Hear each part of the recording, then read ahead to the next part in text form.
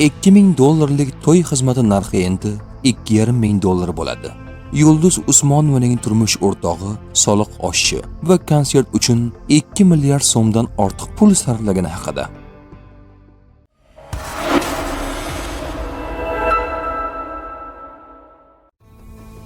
Keyingi yil konsert uchun repertuarni shu konsertdan 1,5 oylar o'tib tayyorlashni boshlaymiz. Taqdimotlar qilamiz. Bu xalq qaysi qo'shiqni qabul qilayotganini aniqlash uchun yaxshi.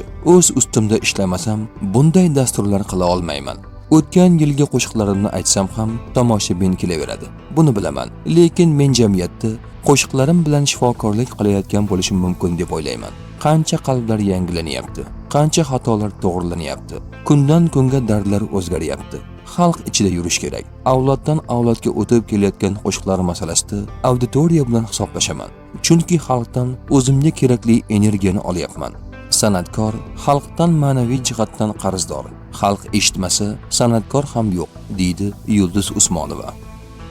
Erimni Turkiya, Rossiya, Xitoydan so'rashadi. Agar Mansurjon bo'lmasa, bu konsertlarni tashkil qila olmayman. Chunki unda rejissyorlik, tashkiliy qobiliyat kuchli. U ham o'z ustida ishlaydi. Uni Turkiyadan, Rossiyadan, hatto Xitoydan ham so'ramaganlar qolmadi. Oila boshqa masala, ammo prodyuser sifatida uni hech kimga bermayman. U yonimda bo'lsa, ojizaligim, ayolligim bilinib qoladi. Ba'zan hamma ishga kuchim yetmay qolishini ham bilaman. Men o'limda iqrorman. Turmush o'rtog'imning ham yelkasidagi yuki og'ir. Yurak ham dosh berish kerak. Ba'zida shu ishlarning orqasidan chidolmay ketamiz. Lekin bularsiz ham bo'lmaydi, deydi xonanda.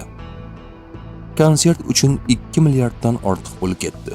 Yulduz Usmonovaning turmush o'rtog'i, prodyuseri va konsertlar tashkilotchisi Mansur Agaliyev soliq mojarosi hamda bu yilgi konsertga katta miqdorda pul sarflangani haqida gapirdi.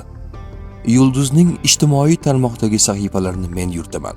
Odamlar tushunib-tushunmay har xil narsalar yozadi. Masalan, yaqinda ham soliq bilan bog'liq muammo bo'ldi. Yulduz Usmonova aynan o'zi uchun bu masalani gapirmadi. Agar uning to'ylardagi xizmati narxi $2000 bo'lsa, soliq bilan bu narx $2500 bo'ladi. Bu xalqqa og'ir. U shuni o'ylab gapirdi. San'atkorga farqi yo'q. Masalan, mana shu yilgi konsert uchun ham 2 milliarddan ortiq pul to'ladik. Bo'lmasa, Yulduz Usmonova soliq to'lamaydigan odam emas. Bundan tashqari, bizda tovuq fermaning ham solig'i bor. Soliqdan hech kim qocha olmaydi. Endi o'sha vaziyatda odamni yomon ko'rsatish uchun uning gaplarini har xil qilib kesib, tarqatib yuborishdi, deydi Mansur Agaliyev. San'atni isrof qilma. O'zbekiston xalq artisti bugungi kunda ijtimoiy tarmoqlarni egallab olgan bachkana qo'shiqlar va uning ijrochilari haqida o'z fikrini bildirdi. Bugun san'atda behayolik targ'ib qilinyapti. Bu erkinlik emas, odobsizlik. Men ularni san'atkor ham deb bilmayman. Ularga aytadigan gapim ham yo'q. Qanday kelgan bo'lsa, shundoq ketadi. Ularning otarchidan, fohishadan nima farqi bor? Ular o'zini san'atkor demasin, san'atni isrof qilmasin. Shuning uchun ham undaylarning ko'pi qaraganda xor bo'lib qaraydi, deydi Yulduz Usmonova.